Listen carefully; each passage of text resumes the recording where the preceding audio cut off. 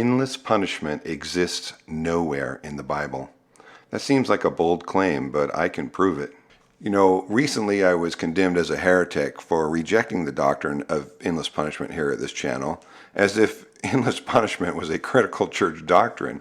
And I find this, disturbing and funny at the same time. I mean, Christians really don't know what critical church doctrine is. Endless punishment is not a critical church doctrine. It was never a critical church doctrine. It's just a doctrine. And the reason it's not a critical church doctrine is because the words used to support this doctrine don't actually mean endless. And yes, they know how to express endlessness in the Bible very definitively, and I'm going to show you. So in the Greek manuscripts of the Bible, the idea of endless punishment is ambiguous at best. And even in the Latin Vulgate, the concept of endless punishment is ambiguous. Even the Latin word eternal doesn't mean endless unless the context forces that understanding on the text. Let's start by looking in the Old Testament at Daniel 12:2, and this is a popular proof text for endless punishment. It reads, "Many of those who sleep in the dust of the earth will awake, some to everlasting life, and some to shame and everlasting contempt." Daniel 12:2. So, ironically, even the word everlasting or forever in English back in the King James days didn't literally mean endless. It just meant long time. And for example, I give my wife a gift of jewelry and she gets to keep it forever. Well, just until she loses it, right? So forever is not the same as endless. So what it means in English isn't really important. What does it actually mean in the original text of the Bible? Let's read this in Young's Literal, Daniel 12:2.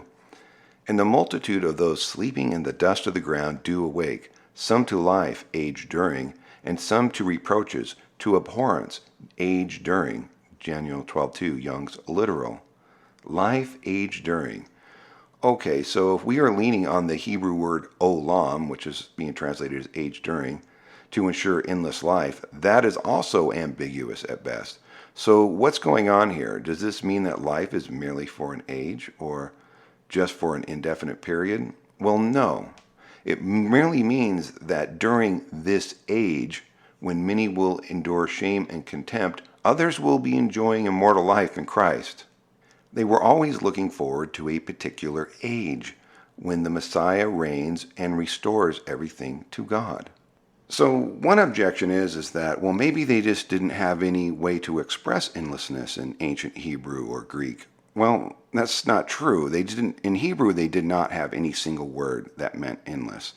We read from Frederick Farrar's work.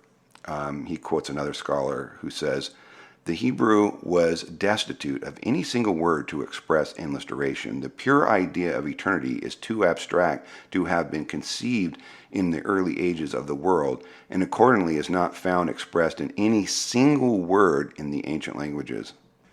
So there is no single word in Hebrew that can express endlessness. They would have to use an expression, a phrase, to make that idea happen.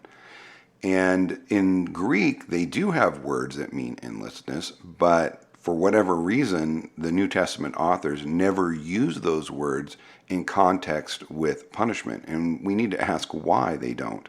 Frederick Farrar said, "It has been repeatedly argued that aionios must mean endless because it is applied to God. The futility of the argument may be exposed by one of hundreds of instances." And he goes on to explain that over and over, the Hebrew word olam and aionios, translated from olam in the Greek Septuagint, are commonly used for things that are finite. And Farrar laments that for the average reader of the Bible, who's not a scholar like him, this understanding completely escapes them because it's translated as everlasting in English. So one argument goes that they didn't really have a word that could express endlessness, but that's what they really mean when they're talking about punishment.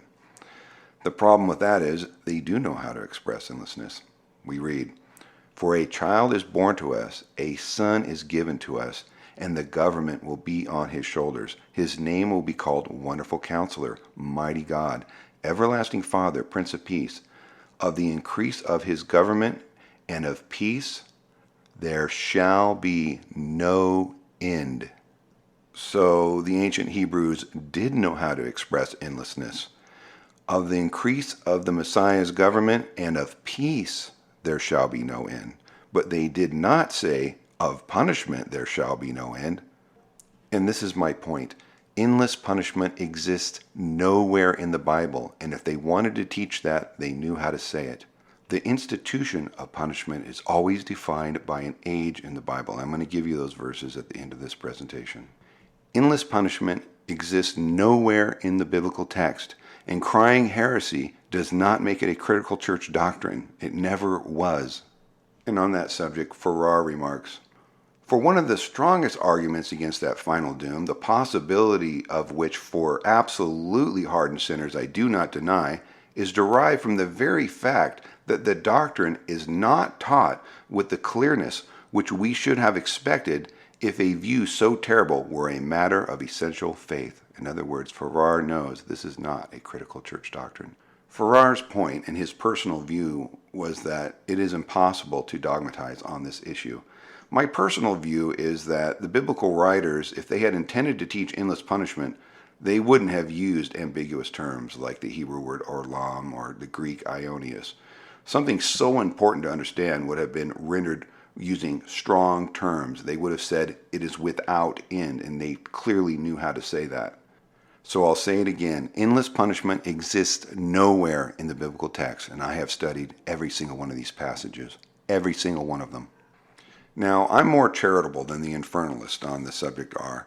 If you want to believe in endless punishment, I don't believe you're committing a heresy for doing that, but I do believe you're in error. Consider the following passages in the literal. And God bless you. Thank you for listening.